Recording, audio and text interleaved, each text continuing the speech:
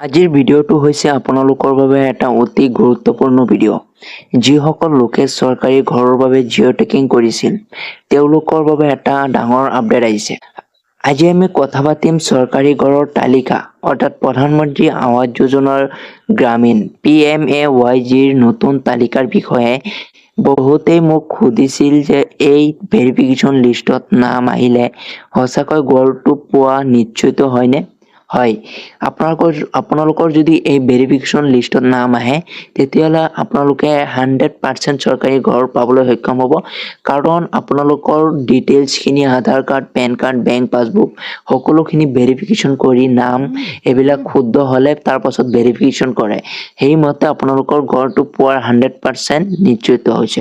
হ'ব, এই তালিকাত কাৰ কাৰ নাম সন্নিৱিষ্ট হৈছে, কাৰ 2025 চনত এই তালিকাত নাম আহিছে অন্তৰ্ভুক্ত হৈছে, আজি এই ভিডিঅ'ৰ জৰিয়তে আপোনালোকক জনাই দিম। আপোনালোকে প্ৰথমতে যিকোনো এটা ব্ৰাউজাৰত আহিব, ক্ৰম ব্ৰাউজাৰত আহিব পাৰে বা গুগলত যাব পাৰে। আপোনালোকে যিকোনো এটা ব্ৰাউজাৰত আহি আপোনালোকে ইয়াত চাৰ্চ বাৰত চাৰ্চ কৰিব PMAYG। আপোনালোকে PMAYG চাৰ্চ কৰিব। চাৰ্চ কৰাৰ পাছত আপোনালোকৰ স্ক্ৰল ডাউন কৰি তলপিনে আহিব। অহাৰ পাছত ইয়াত এটা আপোনালোকে অপশ্যন দেখিব পাই আছে। ইয়াত যেটো আপোনালোকে এইটো অপশ্যন দেখি আছে LAY PMAYG বেনিফিচিয়াৰী, আপোনালোকে এইটোত ক্লিক কৰি দিব। এইটোত ক্লিক কৰি দিয়াৰ পাছত আপোনালোকে কি কৰিব, ইয়াত এটা অপশ্যন দেখিব পাই আছে হোৱাটছআপ। এই হোৱাটছআপ অপশ্যনত আপোনালোকে ক্লিক কৰিব। এই হোৱাটছআপ অপশ্যনত ক্লিক কৰাৰ পাছত আপোনালোকে ওপৰত এটা অপশ্যন দেখিব পাই আছে 1 নম্বৰত ৰিপৰ্ট, এইটোত আপোনালোকে ক্লিক কৰি দিব। এইটোত ক্লিক কৰি দিয়াৰ পাছত আপোনালোকৰ পেজখন অলপ লোডিং ল'ব। তাৰ পাছত আপোনালোকে স্ক্ৰল ডাউন কৰি তলপিনে আহিব। স্ক্ৰল ডাউন কৰি তলপিনে আহিব আৰু এতিয়ালৈকে যদি আপোনালোকে এই চেনেলটো ছাবস্ক্ৰাইব কৰা নাই, অতি সোনকালে চেনেলটো ছাবস্ক্ৰাইব কৰি ৰাখক, কাৰণ এনেধৰণৰ নতুন নতুন ভিডিঅ' মই এই চেনেলত ৰেগুলাৰ দি থাকিম। আপোনালোকে স্ক্ৰল ডাউন কৰি তলপিনে আহিব। অহাৰ পাছত ইয়াত এটা অপশ্যন দেখিব পাই আছে H নম্বৰত, যেটো ছ'চিয়েল অডিট ৰিপৰ্ট। 1 নম্বৰত যেটো বেনিফিচিয়াৰী ডিটেইলছ ফৰ ভেৰিফিকেশ্যন, আপোনালোকে এই ভেৰিফিকেশ্যন অপশ্যনত আপোনালোকে ক্লিক কৰি দিব। এইটোত ক্লিক কৰি দিয়াৰ পাছত আপোনালোকে স্ক্ৰল ডাউন কৰি তলপিনে আহিব। ইয়াত যেটো আছে ৱৰ্ল্ড ষ্টেট, এইটো আপোনালোকে চিলেক্ট কৰিব। চিলেক্ট কৰি আছাম চিলেক্ট কৰি ল'ব।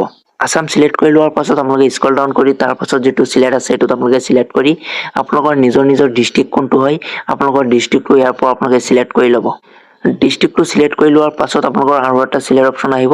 এই চিলেক্ট অপশ্যনত ক্লিক কৰি আপোনালোকৰ ব্লকৰ নাম, আপোনালোকৰ যিটো ব্লক হয় সেই ব্লকৰ নামটো ইয়াৰ পৰা চিলেক্ট কৰি ল'ব। চিলেক্ট কৰি লোৱাৰ পাছত আপোনালোকে স্ক্ৰল ডাউন কৰি তলপিনে আহিব। অহাৰ পাছত ইয়াত আৰু এটা অপশ্যন দেখিব পাই আছে চিলেক্ট। এই চিলেক্ট অপশ্যনত ক্লিক কৰি আপোনালোকৰ নিজৰ গাঁও পঞ্চায়ত যেটো হয় সেই গাঁও পঞ্চায়তৰ নামটো আপোনালোকে ইয়াৰ পৰা চিলেক্ট কৰি ল'ব। চিলেক্ট কৰি লোৱাৰ পাছত আপোনালোকে স্ক্ৰল ডাউন কৰি তলপিনে আহিব। হোৱাৰ পাছত আৰু এটা চিলেক্ট অপশ্যন দেখি আছে, আপোনালোকে এই চিলেক্ট অপশ্যনত ক্লিক কৰি দিব। এই চিলেক্ট অপশ্যনত ক্লিক কৰাৰ পাছত আপোনালোকে স্ক্ৰল ডাউন কৰি তলপিনে আহিব। একেবাৰে তলপিনে আহিব। অহাৰ পাছত ইয়াত 2025-26 দিয়া আছে। এই ভেৰিফিকেশ্যন লিষ্টত নাম থাকিলে আপোনালোকে 100% এটা চৰকাৰী ঘৰ পাবলৈ সক্ষম হ'ব। আপোনালোকৰ 2025-26ত নাম থাকিব, কাৰণ কেইদিনমান আগতে জিঅ' টেকিং কৰি লৈ গৈছে। এতিয়া চাওক 2025-26 অপশ্যনত আপোনালোকে ক্লিক কৰি দিব। এইটোত ক্লিক কৰি দিয়াৰ পাছত আপোনালোকে স্ক্ৰল ডাউন কৰি তলপিনে অহাৰ পাছত আৰু এটা চিলেক্ট অপশ্যন আহিব। এইটোত ক্লিক কৰি আপোনালোকৰ যিটো প্ৰধানমন্ত্ৰী আৱাস যোজনা গ্ৰামীণ অপশ্যন, সেই অপশ্যনত আপোনালোকে ক্লিক কৰি দিব। 1 নম্বৰ যেটো আছে এইটোত ক্লিক কৰি দিয়াৰ পাছত আপোনালোকে স্ক্ৰল ডাউন কৰি তলপিনে আহিব। অহাৰ পাছত ইয়াত এটা কেপচা কোড দিয়া আছে, আপোনালোকে দেখি আছে কেপচা কোডটো। ইয়াত আপোনালোকৰ কেপচা কোডটো আপোনালোকে ইয়াত 36+90 আপোনালোকৰ ওচৰত বেলেগ আহিব। ইয়াত কিমান হয় ইয়াত মই বহুৱাই দি আছো। বহুৱাৰ পাছত আপোনালোকে ইয়াত যেটো সাবমিট ব্লেক কালাৰৰ যেটো অপশ্যন আছে এইটোত আপোনালোকে ক্লিক কৰি দিব।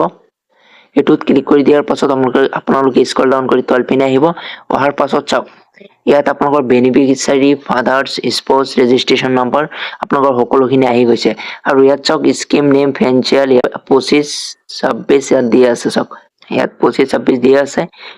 ইয়াত চাওক আৰু ইয়াত আপোনালোকৰ ৰেজিষ্ট্ৰেশ্যন নম্বৰটো দিয়া থাকিব। এনেধৰণৰ আপোনালোকে লিষ্টখন চাব পাৰিব। আৰু চাওক ইয়াত মাত্ৰ 14টা মানুহৰ নামেই দিয়া আছে। আপোনালোকৰ যদি গোটেই আপোনাৰ গাঁও পঞ্চায়তত কাৰ নাম আছে এইটো চাব বিচাৰে, তেতিয়াহ'লে আপোনালোকে এইটো অপশ্যন আপোনালোকে ডাউনলোড PDF ৰেড কালাৰৰ যেটো দিয়া আছে ৰঙা কালাৰৰ, এইটোত আপোনালোকে ডাউনলোড PDF টো ডাউনলোড কৰি ল'ব। ডাউনলোড কৰি লোৱাৰ পাছত আপোনালোকৰ এইটো সকলো মানুহৰ লিষ্টত নাম আছে নে নাই চাব পাৰিব। আজিৰ ভিডিঅ' এইখিনি, আশা কৰিছো ভিডিঅ'টো ভাল লাগিছে। ভিডিঅ'টো ভাল লাগিলে লাইক এটা কৰিব আৰু চেনেলটো সাবস্ক্ৰাইব কৰিবলৈ পাহৰি নাযাব আৰু এই ভিডিঅ'টো আপোনালোকে যিমান পাৰে আপোনালোকৰ বন্ধু বান্ধৱীৰ ওচৰত শ্বেয়াৰ কৰি দিব। ধন্যবাদ।